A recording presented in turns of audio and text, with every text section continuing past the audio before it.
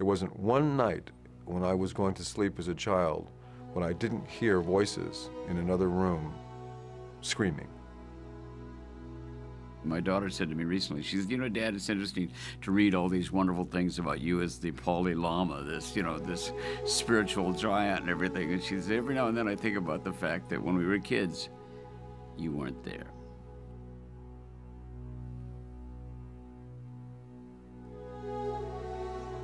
You know, when you look at the addiction field or, you know, or alcoholism on this case, is, you know, there's a lot more children of alcoholics than there are alcoholics. People say I'm an expert. I am not an expert. The kids are the experts.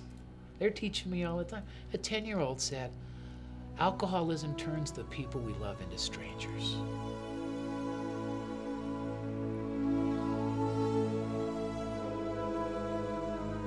$250,000 people are dying a year in this country as a result of this disease, and very little is being done about it. I always say I know a lot of really rich, very good-looking, extremely talented, dead alcoholics. I ruined my life with drugs and alcohol. I almost died with drugs and alcohol.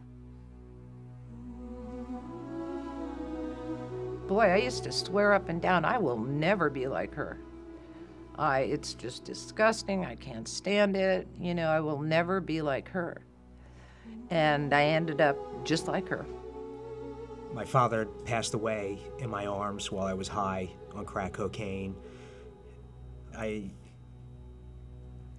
robbed my family of my mother of her entire life savings, and it was one thing after the other. And I did not know what was wrong with me. This little girl draws this picture, and it's a heart that's broken.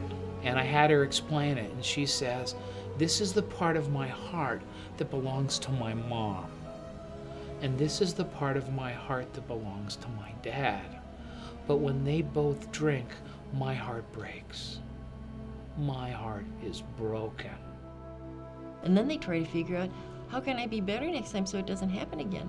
But in the alcoholic home, that's an endless game.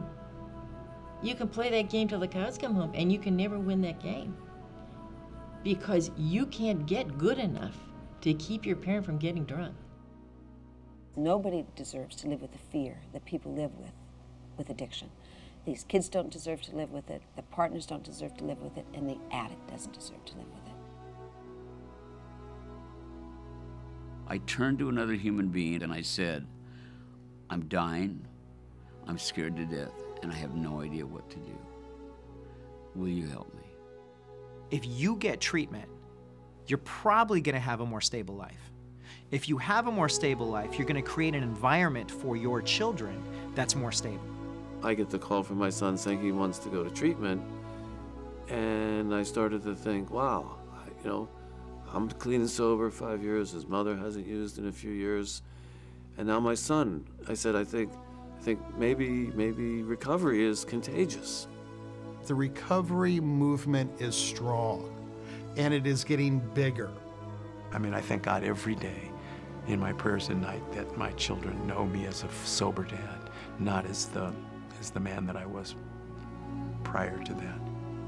There's still suffering children out there who don't have to be suffering. There are suffering adults out there who don't have to be suffering. I mean, what we're dealing with is bad enough. We don't have to deal with it in silence.